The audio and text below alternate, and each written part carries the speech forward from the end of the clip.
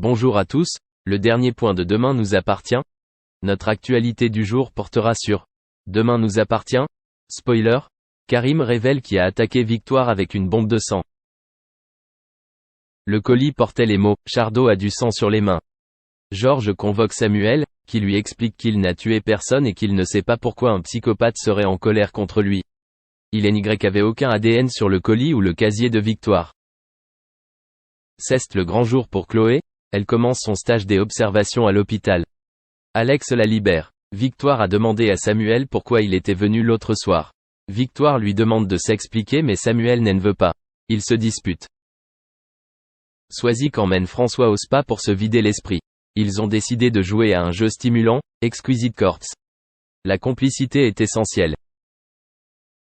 Un marqueur a été récupéré dans le stationnement de l'hôpital pour inscrire le nom sur le colis de Victoire. L'ADN a montré qu'il s'agissait de Michel Combe, un peintre arrêté pour vente de marijuana. L'homme est convoqué, mais il a un alibi auprès de son patron. Victoire confie à Soraya qu'elle pense que Samuel a fait quelque chose de sérieux, et il est tellement fier qu'il ne veut rien dire.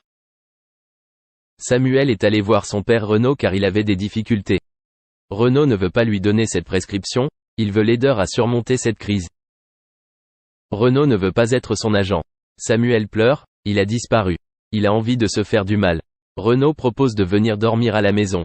Samuel a refusé. Merci d'avoir regardé et à la prochaine vidéo. N'oubliez pas de vous abonner à notre chaîne. En attendant, dites-nous ce que vous en pensez dans la section commentaires ci-dessous. Au revoir. Réussi dans ce domaine.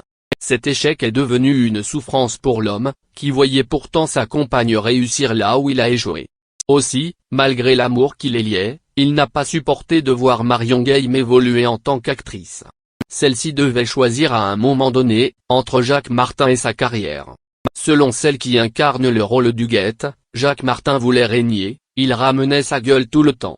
Moi, je planquais beaucoup ça, je ne voulais pas trop le faire voir. C'était des années à côté de la plaque, je n'avais rien à faire avec cet homme. C'était moi je. Marion Game a fini par s'en aller, pour pouvoir se consacrer à sa carrière.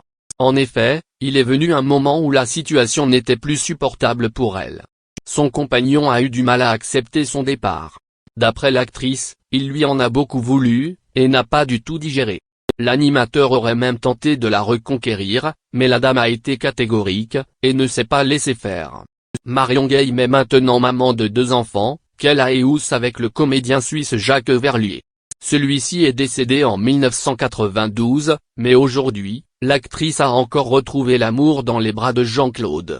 Cela fait 15 ans qu'ils sont ensemble, et Marion Game est très amoureuse, c'est fusionnel, beaucoup de tendresse et de regards bienveillants.